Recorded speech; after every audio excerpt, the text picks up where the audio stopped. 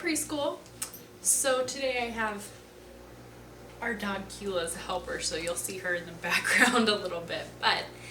So the saint of the week this week is going to be Saint John Bosco. So hopefully you can see. Here's Saint John Bosco. Now the prayer to Saint John Bosco is, Saint John Bosco, as you saw Jesus in the face of every child, help me to show the kindness to the strangers I meet.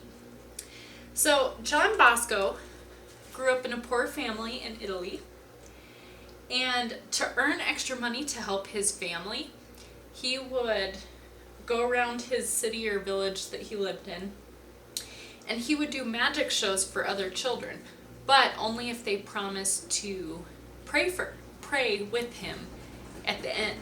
So some would pay him money, some would just pray with him at the end, but that was his condition. If he did a magic show for him, they had to pray with him. So as he got older, he worked really hard during his school days. He was a tailor and a baker and a shoemaker and a carpenter. And after much hard work and study, he became a priest and taught in an orphanage. And he believed that the adults should treat children as almost their own child. They should be parent figures to children, especially those who were lost or had no families or needed help. And so he wrote lots of books and articles explaining the teachings of Christ and showed his young listeners, the kids that he helped, how to write and to read. So, let me think. He started several schools, one for abandoned boys and one for abandoned girls.